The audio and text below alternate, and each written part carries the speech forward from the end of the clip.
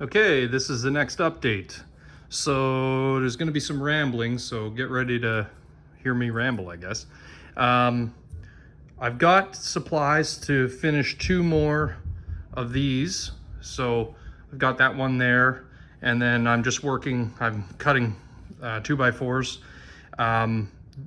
The 2x4 this way is 46.5 inches, and the 2x4 on the end between is 16.5 inches, and that allows you to make 2 of these into a wonderful table, and then have this lip exposed on the end, which I'll probably just end up cutting off. But moral of the story is that's how I came up with my measurements, make them all the same. I've got Barry's modules here. I've got some plastering to do. There's a show in Moose Jaw in a week and a half or 2 weeks coming up, so we just got a little bit more that I want to finish, and some more static grass. I just temporarily popped some lights up here so I can see what I'm doing, but that's how some of the static grass came out, and the grout color he picked, which I think he did fantastic. So he has his mountain that sits on there, and then his shay goes around this loop. So I'm getting that all fixed for him. We haven't moved this layout since COVID, so we got this out of his basement, and then I'm going to be dropping some LEDs for some of his buildings and that. So it's just easier for him for the last 2 weeks to come over here, and we can load for Moose Jaw, which is about a half an hour away from here. And this is the old system. This gives you a chance that we will be going away from. I have a bunch of these squares still, and they sit on Canadian Tire sawhorse, and Barry's the one that came up with that system. And then basically we've got wider ones, we've got smaller ones, and then they're bolted up underneath. It just takes minutes to set this up, and it's at a nice standing height. So the system we're going to be going to eventually is these carts. We'll have these carts in our garages. We can back the vehicle up, move these off of shelf brackets or whatever they're sitting on. In my case, they'll be sitting down here like this, but basically, and we can just wheel everything into the show instead of hand bombing these in. This is a really ingenious way to do it, but this is the future. So I'll need to pick up some more casters and other things. That's how much wood I got left, but we'll get this Los Angeles bench work done once and for all, and Las Vegas. So meanwhile in here, kind of had a problem. I kept working in here. I think you saw this on the last video. That's handled, but I got some of the black silicone. I have to clean up the excess, but on here the other night, and I got this all custom lit. These windows actually weren't open. I cut them open with a Dremel, and then put nail polish inside. And the nail polish that works the best, where is it? Did she steal it back? I don't know where it is right now, but anyway, it's a Maybelline brand, and it shows through. So when you're painting your passenger car windows on the inside, there was one other brand I used for my Union Pacific, and it didn't turn out exactly how I wanted. This is how it looks when it's on the other side. So this building, I've got some a hole to drill, and then I use this black silicone. Some of it I use with a paintbrush, and some of it I put on the edge of the building depending on the size. I got this building all nail polished inside, so you can't see right through the windows. I've got a little bit of touch up to do there, but basically what happens is when you apply light to this, it glows green. So better than clear. And then I've got some hot glue drying here. I've got a little bit more to do, but get rid of that light gap. And then it's silicone, so I can paint it white or silver, which I'm going to do with a small brush. And I just decided for a yellow nail polish on the top and a green on the bottom. So these are lit now. This one is all done, and it has a black silicone on the bottom, so there's no light leak on the bottom of the building anymore. And then it's got those reading lights inside. This is the, let me just turn the light off so you can see. Hold on.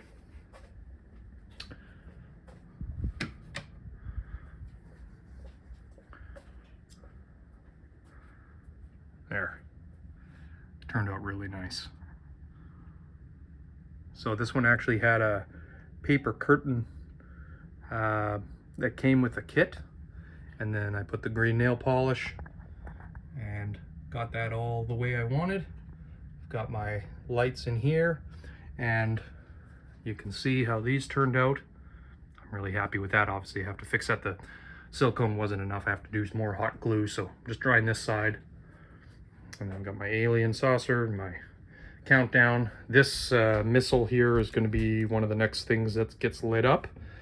This garage is painted, the workshop.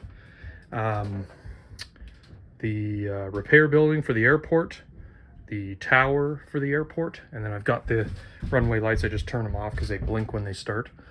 And then over here, the Texaco gas station will be lit, and I've got lights in there. They're unplugged right now for some reason, but there is lights in the coal power plant. I don't think there is there. I've got more LEDs that showed up on Amazon today. This is the small USB that I'm using. Let me just turn the lights back on so you can see what I'm doing. This building's got a light in it, but it needs to be construction paper or black papered around and siliconed. This one will be getting a light, the station. This is the, oh, there we go, focus. The small USBs from Amazon. There was $11 for 4, and I had another 7-pack of different colors show up. So, oh, here's a nail polish right in front of me. This kind right here, Maybelline New York Color Show, Tenacious Teal, and I have the lighter one that she had, Green with Envy. I like those colors because it, to me, looks like lead glass. So for the inside of passenger cars or curtains or whatever you're trying to do, to me that looks cool. So, and then I did yellow for something different on the top, scientific. I got, let's just back out here. I got this plastered in the corner, got that done, ready for some detail.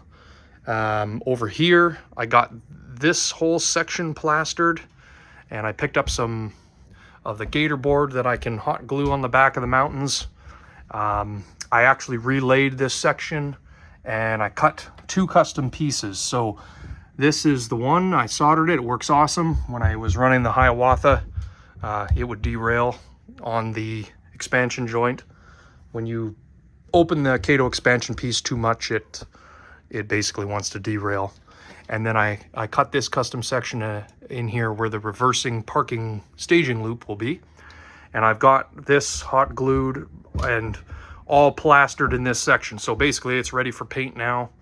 And I picked up some more gold paint because I was out of that. And then once I get this track all glued down, it's all wired, it just has to be put back in spot, it's just temporarily removed. Then basically I can glue the track down, and when the track's glued down, I had some issues there, so I had to fix it. The big boy went through, but not the Kato Hiawatha, of all stupid things. But now the Hiawatha goes through no problem. And then as you can see, I'm filling in the gaps where there is no scenery. So this yard will eventually get glued down, and the top track will be on the docket pretty soon. I need to plant some more trees up there. I keep saying it, but I did plant some trees over here.